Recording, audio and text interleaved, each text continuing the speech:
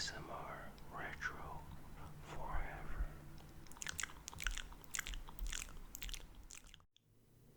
Hey guys, welcome back to ASMR Retro. Today we're looking at GamePro magazine issue number 112, and this is from January of 1998, and I believe this will be my very last GamePro magazine episode or video, because this is the last issue I have, I believe. I'll have to double check, but most likely this is the last one. I do have some other random video game magazines, so I'll be looking at those too.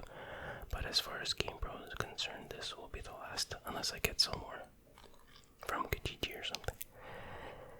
So anyway, we look at the cover and we see, obviously it's a Mortal Kombat cover story, Mortal Kombat 4. And there's some honking horns outside, I don't know. They're probably very enthusiastic about Mortal Kombat, I suppose. But there's Sub-Zero and some frozen dude. I don't know Mortal Kombat that much, so I'm sure somebody will tell me in the comments what that is. What else? That's cool. There's a little not Sub-Zero, Scorpion here with this thing. Get over here, over the title. That's cool. There's Tomb Raider 2, Castlevania 64, which this is the reason I bought this magazine. I'm a Nintendo fanboy, or I was. Still am kind of. There's 6th game, Street Fighter, Crash Bandicoot 2, Command and Conquer, Red Alert, blah blah blah, Fighting Force, and DK Quake 2. So let's jump right in.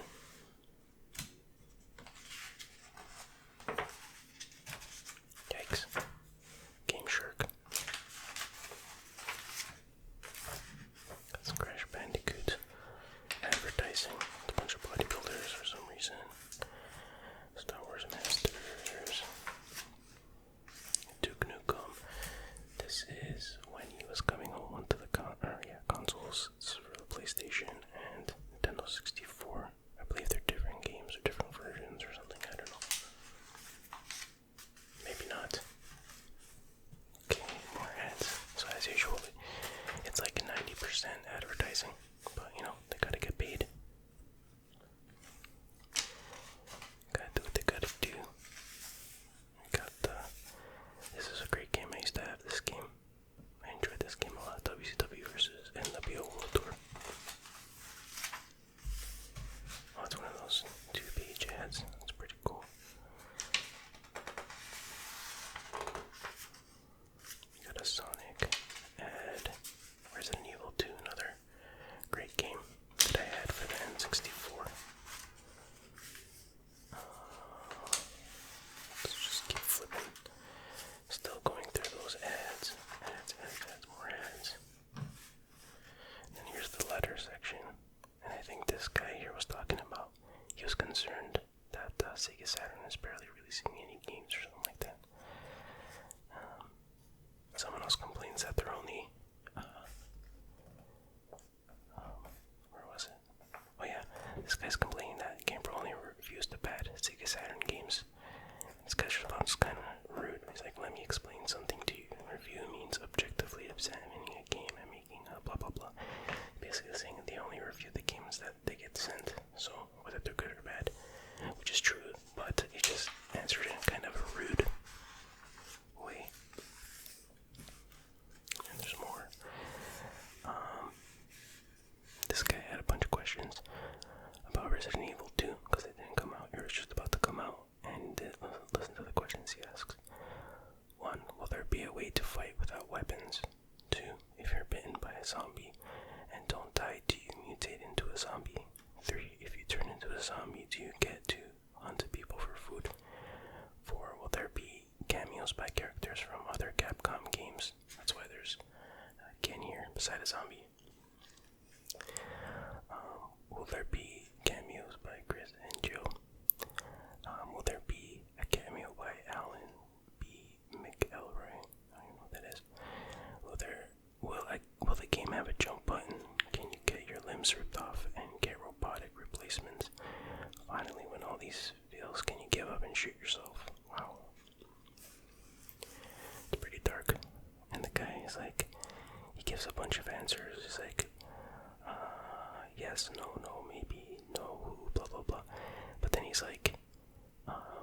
picks up those answers in any order you want. So in other words, he doesn't know squat. You get some cool fan art that was sent in. Some really cool ones. That's really cool. Good job by whoever these broskets and bros are. Brosketas. Broskets, you know what I mean? So he just got, looks like Stone Cold a little bit.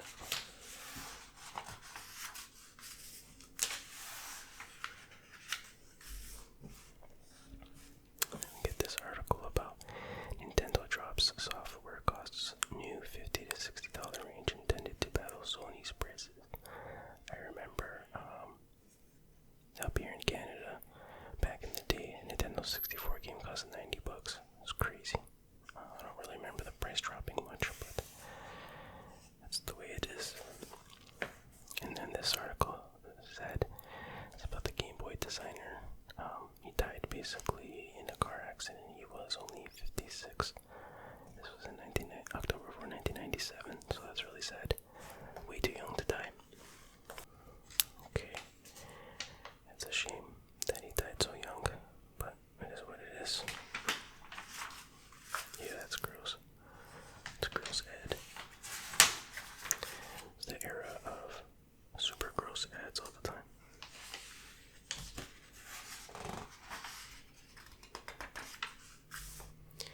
And this was the reason I bought the magazine for this interview with the vampire maker. So this was obviously about Castlevania 64. GamePro visits Konami in Japan to dig up the dirt on the latest entry in the Castlevania series, Castlevania 64. In this interview with the game's director, Takeo Yukashichi. I hope I said that right. Probably not.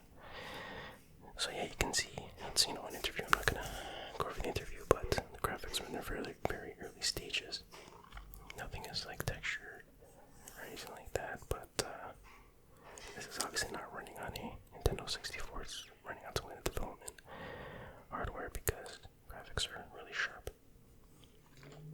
And it looks like a lost soul in Doom. But yeah, I remember being super excited and just, reading the article over and over again and just devouring the screenshots. Like, that's cool. It's got the boomerang and that spider creature, or what do you call it? Scorpion creature, maybe, I don't know. And I remember that was cool. It's like, wow, he's jumping off the wall. It's got a cool shadow there. And this dungeon kind of scene reminded me of a PC game, like 7th Guest or something. But then it shows this. It's like, I don't know if you can make this out, but it's a picture of one of the main characters, Schneider. It says Schneider as he appears in the game so far. No, that does not. He doesn't. I mean, conceptually, it's what he kind of looks like, but that's not in-game graphics. I mean, but I got so excited. I'm like, whoa, is that what he's gonna look like? But no, he didn't look like that at all. And there's concept art, which doesn't look like that either. But yeah, the game disappointed me very much so. But that's another story for another day. So this is 1997, the year of gaming dangerously. So this is all the different, writers for GamePro, and they all listed their top 10 games of 1997. So we'll look at some of these. Air Hendrix's top 10 are Colony Wars, NASCAR 98, MDK, NHL 98, Crusader, Triple Play 98, Oddworld, Apes Odyssey, Nuclear Strike, Mortal Kombat 4, and San Francisco Rush. Then we got Bros Buzzes,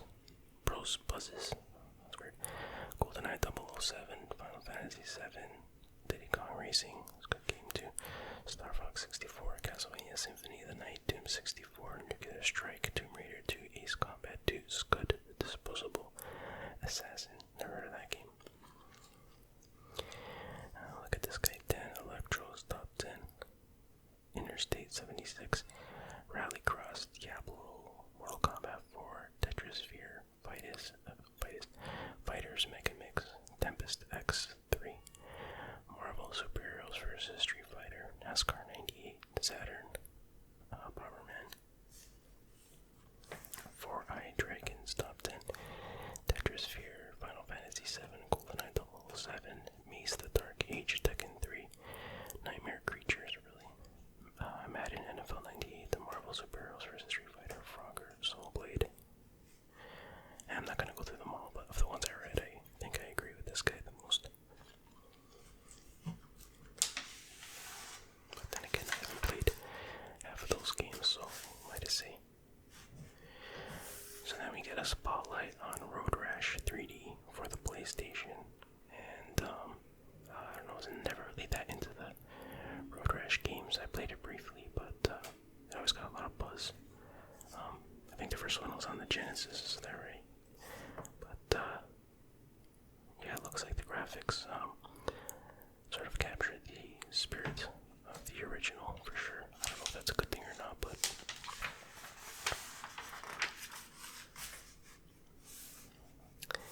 okay, we'll skip that. Just looking at some overseas prospects, I should say. More ads. Powerboat Racing. Let's see. What else? WWF Warzone for the Nintendo 64. I had this game, but this is like a preview. It's only at this point 30% complete. I remember I bought this game. I had a part-time job, saved up money, and got this game. And I was very disappointed that I'd spent $90 on it. It's not bad, but I enjoyed WCW versus NWO way more than this. So this was kind of like a step down for me, even though the graphics are in a way better here. I just felt that the movements were very jerky, and I don't know, they were a bit more exaggerated in the WCW game. Even though I was a WWF guy, I have to say that WCW game was indeed better. There's way more wrestlers to choose from too. But yeah, not a bad game, I guess. It just felt very clunky and slow moving and jerky and stuff like that. Diablo for PlayStation. I played Diablo 2 on the PC. Pretty fun game. It's my kind of game, although I haven't played enough games like this, but a lot of fun. Reminds me of that Gateway to Aspie game, or Apshai, whatever it's called, game that I played recently for the ColecoVision. Lots of nerdy fun. And then Elric for the PlayStation, similar looking game, 60% complete. Micro Machines, who cares? I apologize to anybody if that was their favorite game. Spawn the Eternal, also for PlayStation. So it's like a fighting game. 60% complete. Supercross for PlayStation. Vigilante 8.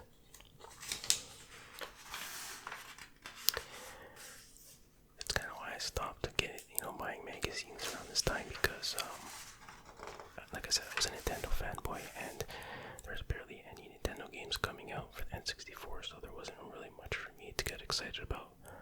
I just buy the odd magazine here and there if it, like I said, if there was something about Mario or Castlevania or something like that. This is Riven for the PC, so that they're reviewing this game. And I believe this is it's a sequel to Myst, which I never played, but I heard a lot about. And it's similar to The Seventh Guest. I think the same people made it, so it's like a lot of puzzles you gotta solve, I think. Looks pretty cool. I like the graphics. So, they rated graphics 4.5, sound 5, control 5, and fun factor 5. And 5 discs, well, challenge high, replay value high, blah blah blah, minimum system requirements for PC, Windows 95, Pentium 100, 16 megabytes, I was gonna say gigabytes, I see megabytes of RAM, 17 megabyte hard disk, I think they meant 17 megabytes free, and the CD-ROM. Interesting how times have changed. Okay, so there's X-Men.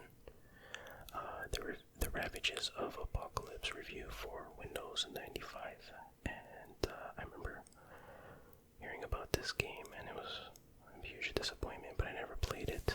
I don't think I've ever played it, but apparently this uses the Quake engine, but despite that, it was apparently pretty terrible.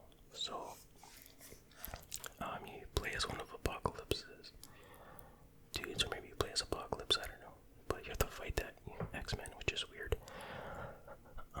So, let's see, the graphics 2.5, yikes, sound 3.0, control 3.5, and fun factor 2.5, so, dang.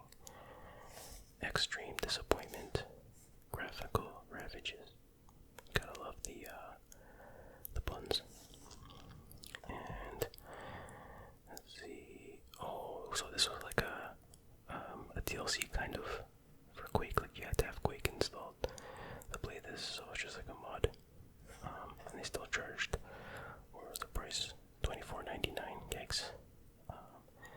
60 megabytes RAM, double speed CD-ROM drive, blah blah blah, 100 megabyte hard disk space. Okay, what about this? Dark Earth, maybe I'll play that for fun one day on my channel, I don't know. PC game review, Windows 95, what is this? Dark Earth. That looks like a pretty cool game. Cool graphics. Seems like a game I'd like. Good graphics 4.5, sound 4.5, control 3.5, and fun factor 4.5. Seems pretty cool. Maybe I'll look into that one.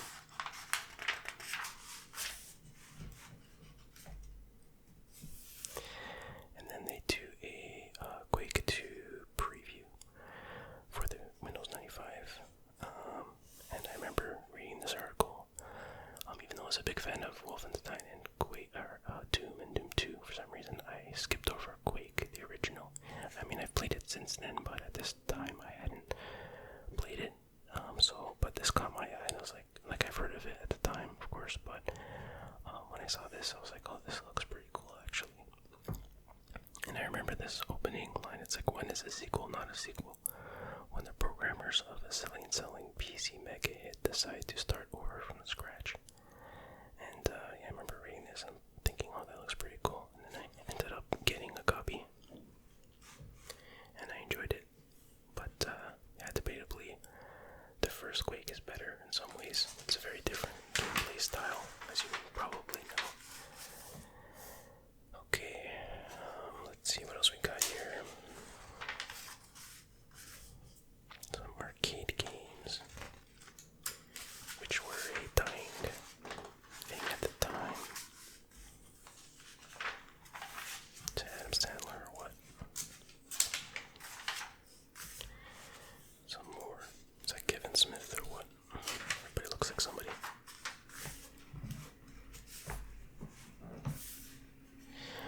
Okay, so that's a Nintendo 64 game, which is very rare for these days to see a review of a Nintendo 64 game, but Automobili, however you say that, Lamborghini. No, I know how to say Lamborghini, but, so yeah, it's a racing game, blah blah blah. Not really into racing games too much, but except for a few, one of my favorite racing games is Top Gear 2 for the SNES. It's a fantastic game. The graphics 4.5, sound 3.0, control 3.0, and fun factor 3.0. Yikes. These three things absolutely kill it. Graphics are not everything, for sure. And then there's this game, Mischief Makers. I bet you Loki likes this game, but it's a 2D, I think apparently it was the first 2D game, 2D platforming game for the N64, but it looks like, I can't tell if they're sprites or if they're polygonal 3D models, I'm not sure, but it looks pretty cool, and it got a pretty good review, but I never see anybody talking about this, and I never played it. Maybe I'll check this game out. Graphics 4.5, sound 4.0, control 4.0, and fun factor 4.5. Looks pretty cool. Who developed this? Mischief Makers. Is this by Nintendo? Is this actually Nintendo?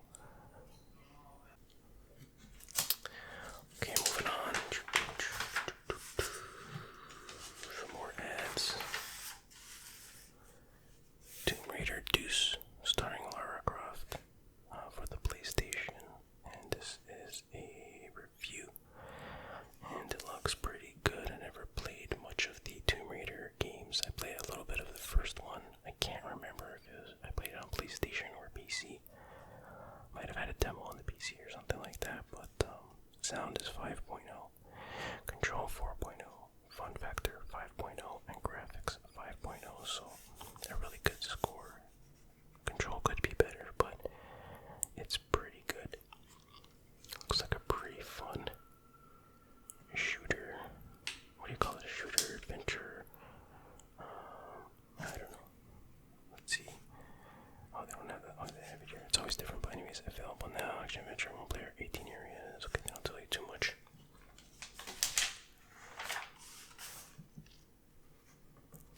Here's the Star Wars Masters. So a Star Wars fighting game for the PlayStation. And for some reason I thought this game was bad, but people are telling me it's good. I think a few guys commented that it's a good game, and but the graphics look pretty cool, especially for that time. Got all the different characters and the lightsaber battles. Actually looks pretty fun now that I think about it. Graphics 5.0, sound 5.0, fun factor 5.0, and it's almost perfect. But the control got a 4.5. So maybe I should check that out after all. Maybe I'll do a Star Wars, what do you call it? Star Wars marathon.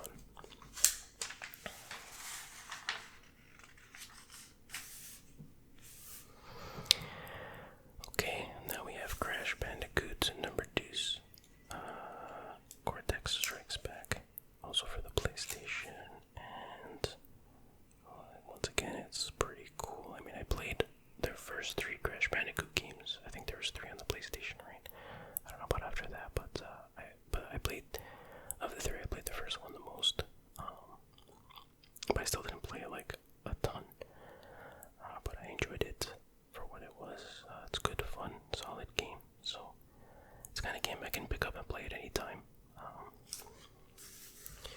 So let's see, Crash Bandicoot 2, the graphics 5.0, sound 5.0, control 4.5, and fun factor 4.5. So pretty solid score there, dude. Maybe I should play that as well. Well, let's start with the first one, but you know. I remember I was interested in this game of Fighting Force because it was the first time I noticed like a Final Fight style Final Fight style game in 3D, and I was really interested in how that would work and how that would play out. Looking at it now, it doesn't look fantastic, but I guess with the limitations back then, it was pretty ambitious, I guess. Graphics 4.0, sound 4.0, control 4.0, and fun factor 4.0, so that's pretty solid. Not bad. Pretty good, actually, so. But again, this is one of those games I never see people talk about. I mean, I'm sure if I do a search on YouTube, there will be like thousands of responses or thousands of results, but it never just comes up on its own.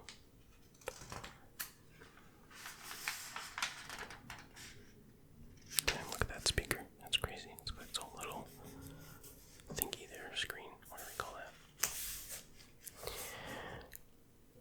Command and Conquer, Red Alert. Not really my type of game.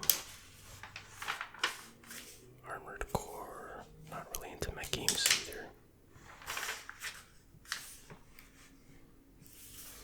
Street Fighter Collection. I think this, yeah, PlayStation. So they're still making Street Fighter 2 stuff back then. 4.0, 4.0, 4.0, 4.0. Critical Depth.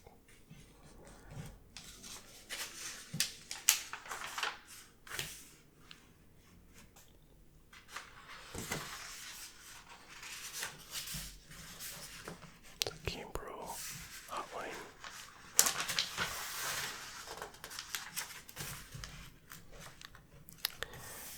Bug Riders. Career Graces. Oh, these are some bad reviews here. Some pretty bad scores. I don't want to embarrass anybody. I don't want to embarrass the developers by reading that. Some more ads.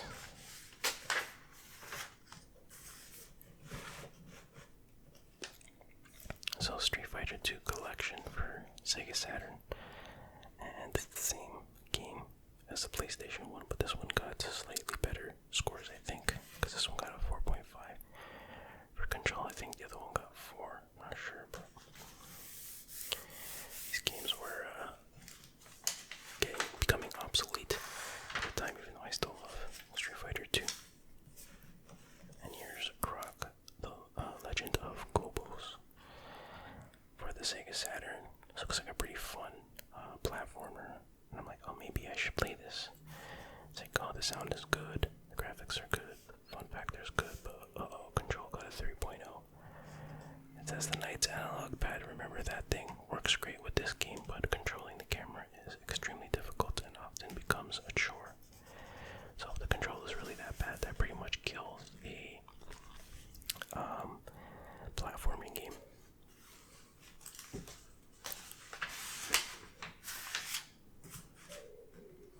Okay.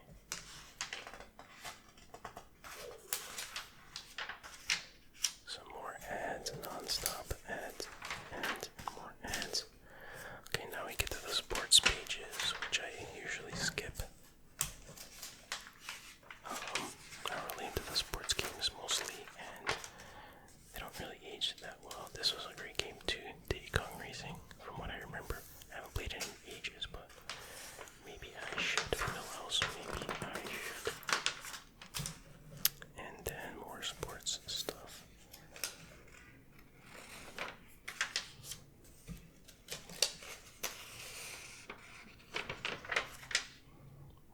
Role Players Realm, whatever.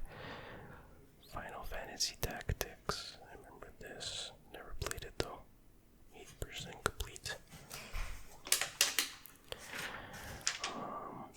What is this? Alundra Blaze. Typical looking RPG, which is not a bad thing. Panzer Dragoon Saga. Heard a lot about those games. MTK, which I know very little about this game. I always heard about this, but I never really paid attention to what kind of game this is. For the PlayStation, the graphics look really good, but never played it. And then here's a strategy guide for Crash Bandicoot 2. That'll come in handy if I play this game, I'm sure. I mean, there's always the internet, so I don't really need this, but it's nice to have. Well, that's kind of weird. They had a strategy guide within another strategy guide, but I think that this one's pull out. But still, it's kind of weird.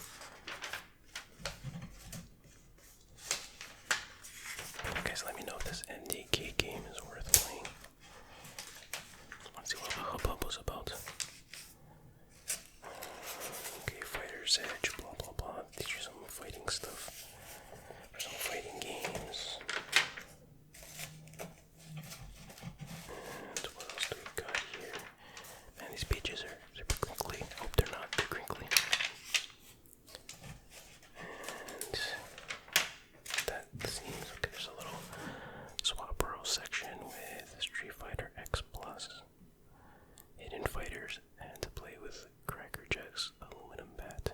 Well, that's cool. You get their strike passwords, Resident Evil Director's Cut. Cool. MTK level secret.